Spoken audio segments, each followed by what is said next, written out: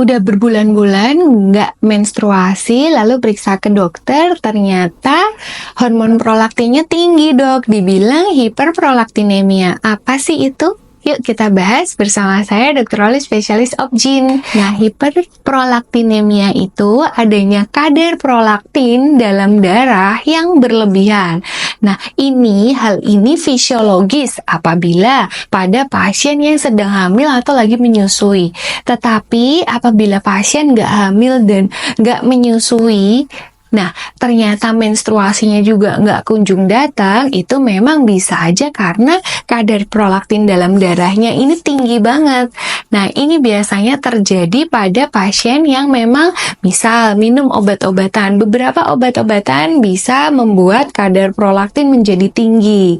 Nah, sehingga terjadi hiperprolaktinemia kan? Karena ketika prolaktin yang tinggi, otomatis ini kan biasanya pada pasien yang menyusui dan hamil. Pasien menyusui, hamil kan memang biasanya nggak menstruasi. Otomatis ini bisa membuat hormonal sistem kita, estrogen, progesteron tidak mempunyai sel telur matang sehingga otomatis nggak menstruasi. Seperti itu patofisiologinya.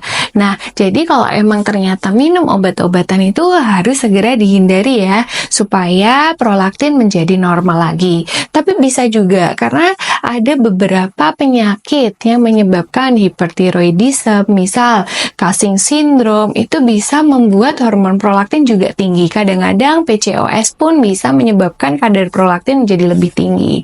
Dan yang terpenting memang ada yang namanya prolaktinoma. Jadi suatu tumor jinak di area hipofisis di bagian otak yang membuat hormon prolaktin kita terus bertambah terus dengan adanya tumor jinak itu.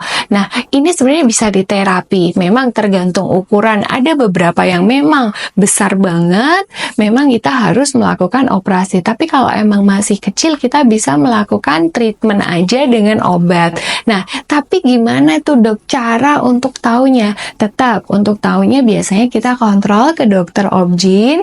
Boleh biasanya dilakukan cek prolaktin. Apabila memang prolaktinnya tinggi, kita lakukan juga scanning di area kepala untuk melihat apakah ada kemungkinan tumor di area hipofise ini. Ini memang nggak mengancam bahaya, nggak sampai meninggal karena ini, tapi ini merupakan salah satu gangguan infertilitas. Kenapa? Karena kan pasien nggak menstruasi, jadinya kita bingung sebenarnya kita punya masa subur nggak sih dok? Nah, itu sebabnya. Jadi moms apabila memang mengalami kendala untuk hamil atau mungkin menstruasinya sampai lama nggak teratur, itu boleh segera coba cek prolaktin dan jangan lupa segera konsul ke dokter kandungan terdekat ya. Sehat reproduksi bersama saya Dr. Olive. Jangan lupa subscribe and share. Bye-bye. See you.